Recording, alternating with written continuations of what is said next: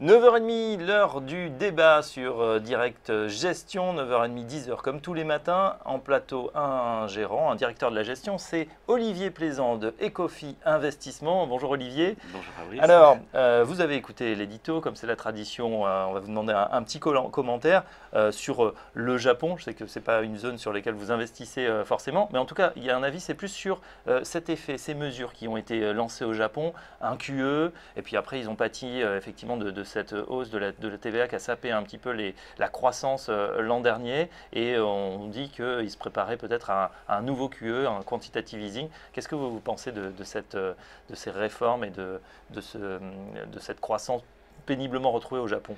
D'abord, on investit sur le Japon, hein, parce qu'il y a quand même des entreprises internationales, hein, des entreprises absolument incontournables. Et quand on regarde les secteurs de croissance, on peut trouver de quoi faire au Japon. Le Japon, bah oui, il y a eu cette arrivée de Shinzo Abe avec ces 3 flèches qu'il a décochées. Alors, bah, il a fait ce qu'il fallait faire au départ. Bah, il a créé un choc sur la monnaie, hein. Il a fait baisser la monnaie pour rendre les entreprises compétitives. Ça a été très important. Et puis il a injecté des liquidités dans le système. Ça, c'est la banque centrale du Japon. Donc bah, tout ça, c'est excellent pour la bourse japonaise. Après, il y a le plus difficile à faire. Il faut lever des impôts, il faut augmenter la TVA. Alors il a commencé à le faire. Et puis ça crée des problèmes sur la croissance, parce que le Japon a quand même je dirais une structure qui existe depuis l'après-guerre, hein, et qu'il faut réformer. Et donc ça, ces réformes, il faut les faire. J'entends en creux que finalement vous dites, j'ai l'impression, le quantitative easing, donc la planche à billets, c'est facile, c'est ensuite les réformes qui sont plus compliquées peut-être à mettre en œuvre. Voilà, mais ce qu'il y a, c'est que la planche à billets, elle va probablement continuer, parce que pour l'instant, on n'est pas, comme vous l'avez dit, dans une situation de bulle, puisque les évaluations sont quand même tout à fait raisonnables sur le Japon. Mais la planche à billets, on peut ne pas exclure qu'à l'automne, elle continue à fonctionner. Et puis ce qu'on voit, c'est que le fonds de pension, qui est le plus gros, le GPIF, qui est le plus gros fonds de pension du monde, et bien il y a d'autres fonds de pension qui se greffent sur cette dynamique. Et bien ce fonds de pension va investir sur les actions. Alors c'est une force de frappe absolument énorme. Justement, pour faire le pendant par rapport à ce qui se passe en Europe, là aussi, donc le quantitative easing a été lancé avec les effets qu'on sait. Premier effet très visible sur les marchés, un peu 20% sur ce premier trimestre, ça va peut-être continuer, vous allez nous dire ce que vous en pensez. En revanche, il y a un blocage sur les banques et les assurances qui sont obligées de continuer à investir sur du papier AAA, mais qui n'a plus tellement de rendement. Est-ce que vous pensez que ça peut s'ouvrir? On est en train de discuter des règles de Solvency II, Bâle 3. Est-ce que vous pensez que ça peut s'ouvrir et qu'on pourrait arriver à une méthode peut-être à la japonaise où banques et assurances pourraient investir peut-être pas directement en action, mais en tout cas plus sur des supports un peu plus risqués?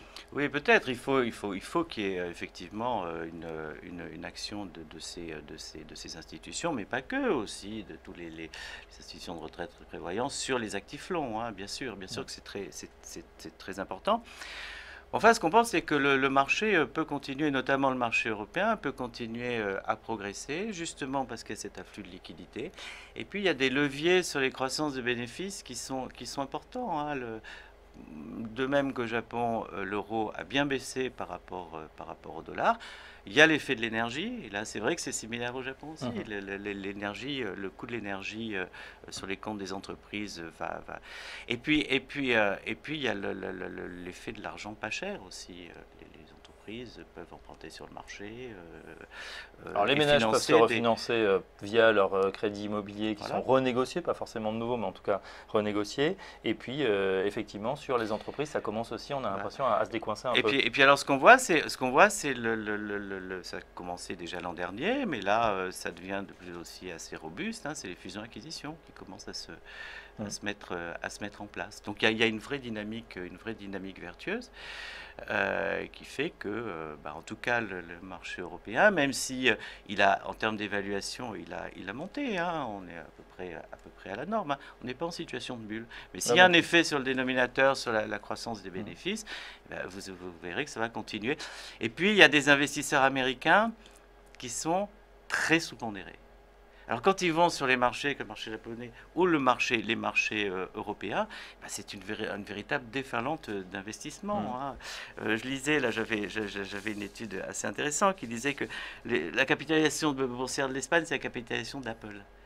Donc vous comprenez que quand des fonds de pension se réallouent, il y a un effet absolument important. La capitalisation de l'Espagne est équivalente à celle d'Apple. Voilà, ah bon. c'est ça. Okay. Et la capitalisation de la France, 700 milliards. C'est à peu près voilà, 700 milliards, de 2000 milliards la capitalisation en France, et Apple, ExxonMobil, Microsoft, Johnson & Johnson, General Electric. Ouais. Donc on est des pays où quand les gros investisseurs s'investissent, eh ben, ça fait monter la bourse. Ouais. Donc vous dites aujourd'hui plutôt un marché de flux.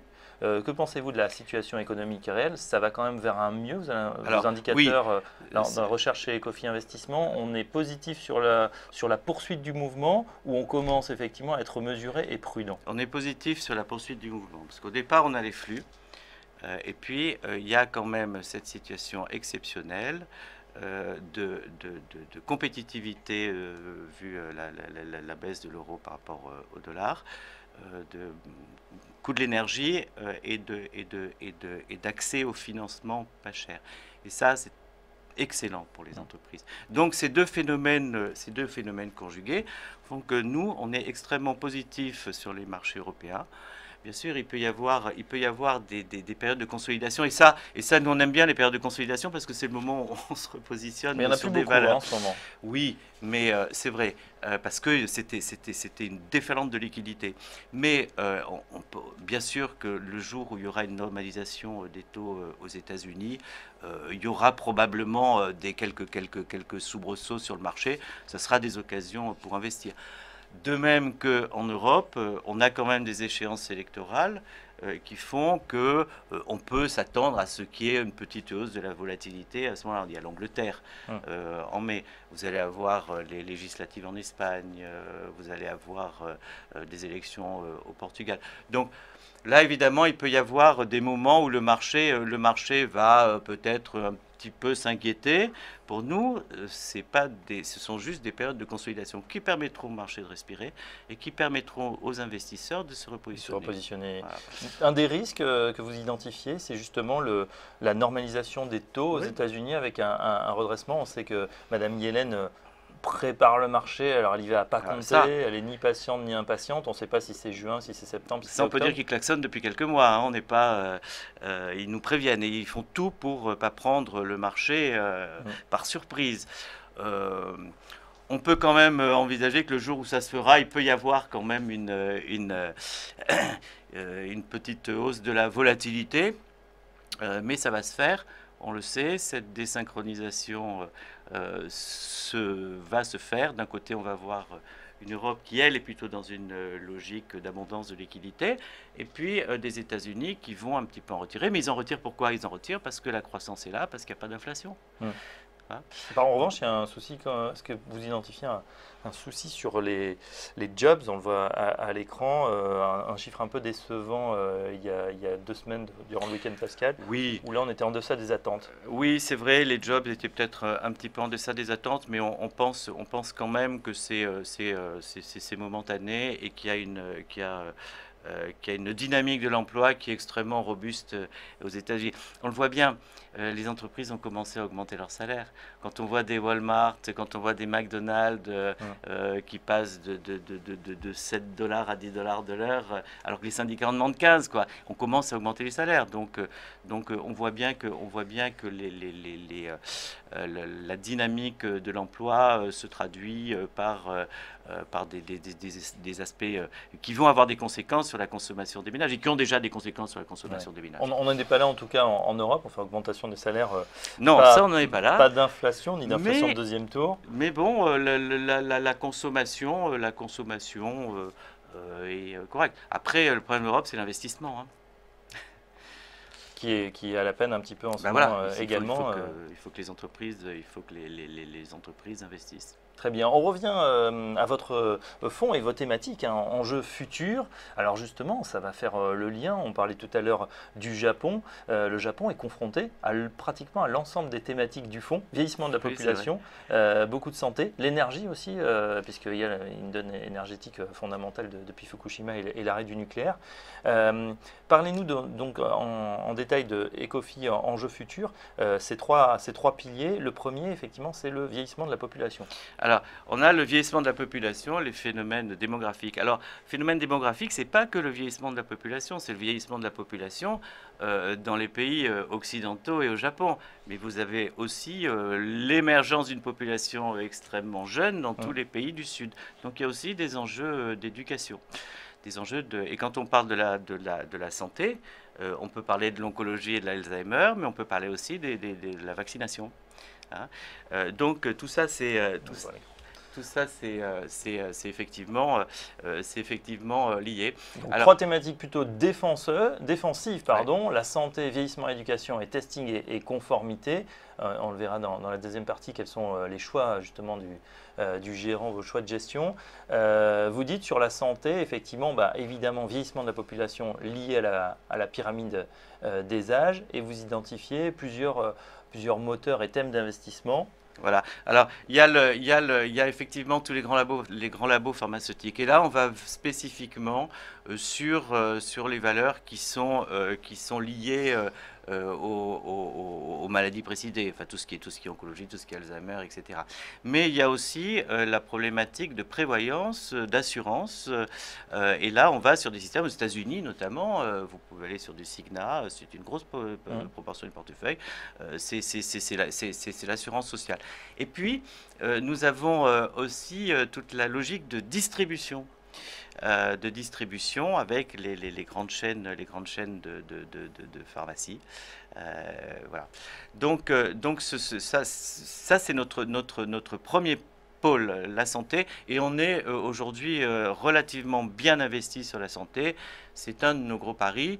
On sent qu'il y a, et on voit qu'il y a des fusions-acquisitions dans le secteur, et ça pourrait continuer. Oui, effectivement, quand on regarde la répartition sectorielle, hein, c'est effectivement votre premier pôle, santé, et ensuite l'industrie, voilà. Et consommation et techno à peu près à égalité. Voilà, alors l'industrie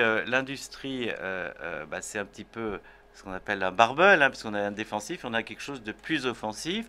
Alors l'industrie, qu'est-ce qu'on aime? On aime la logique de tout ce qui est efficience énergétique.